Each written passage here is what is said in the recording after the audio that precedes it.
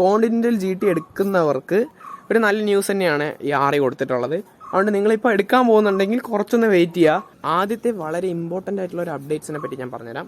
നമ്മുടെ മിറ്റ്യൂർ 350 കണ്ട ഈ 2021 RE കുറച്ച് അപ്ഡേറ്റ്സുകൾ ഈ 650 ട്വിൻസിൽ കൊണ്ടുവരാൻ കുറച്ച് പ്ലാൻ ഉണ്ട്. യൂട്യൂബ് വാട്സ് പരിപാടി പുതിയൊരു വീഡിയോയിലേക്ക് എല്ലാവർക്കും സ്വാഗതം.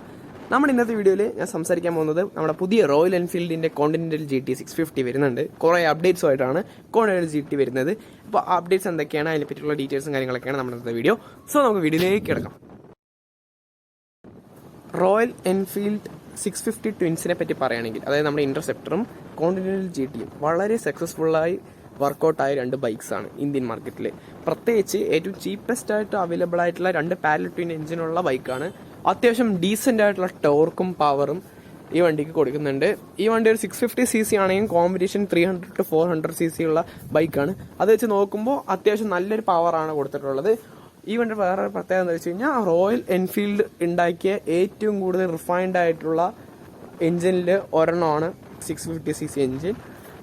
അതിൻ്റെതായ ഗുണങ്ങളെല്ലാം ഈ രണ്ട് ബൈക്കുകളിലും ഉണ്ട്. അതുമാത്രമല്ല, 2018 ഇറങ്ങിയ ഈ വണ്ടിക്ക് കാര്യമായിട്ടുള്ള ഒരു അപ്ഡേറ്റ്സും റോയൽ എൻഫീൽഡ് കൊടുത്തിട്ടില്ല. അപ്പോൾ ഈ 2021 RE കുറച്ച് അപ്ഡേറ്റ്സുകൾ ഈ 650 ട്വിൻസിൽ കൊണ്ടുവരാൻ കുറച്ച് പ്ലാൻ ഉണ്ട്. ഇതിൽ ഇന്റർസെപ്റ്ററിൻ്റെ കാര്യം കൺഫേംഡ് അല്ല, പക്ഷേ കോണ്ടിനെന്റൽ GTയുടെ കാര്യം കൺഫേംഡ് ആണ്.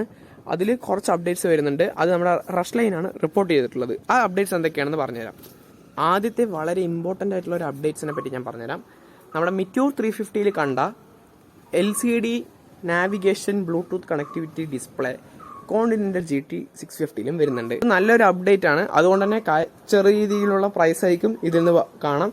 പിന്നെ അത് മാത്രമല്ല, ചെറിയ രീതിയിലുള്ള കോസ്മെറ്റിക് അപ്ഡേറ്റ്സ്, അതായത് പെയിന്റിലുള്ള മാറ്റങ്ങൾ, അതേപോലെ സ്റ്റിക്കറിലുള്ള മാറ്റങ്ങൾ, ഇതെല്ലാം കൊണ്ടുവരുന്നുണ്ട്.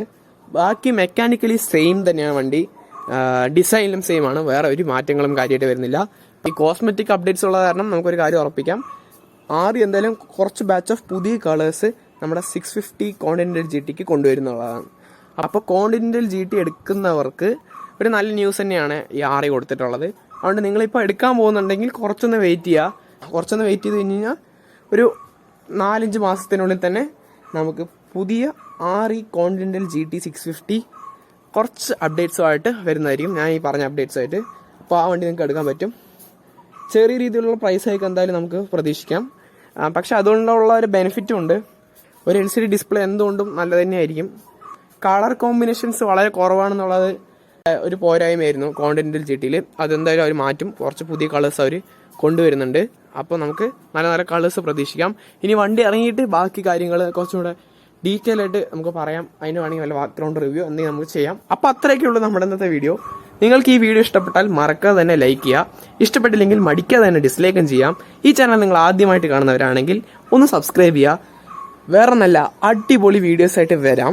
അതിനു മുമ്പ് നിങ്ങൾക്ക് വല്ല സജഷൻ ഉണ്ടെങ്കിൽ എന്നെ കമൻറ്റിലൂടെ അറിയിക്കാം. അപ്പോൾ ബൈ.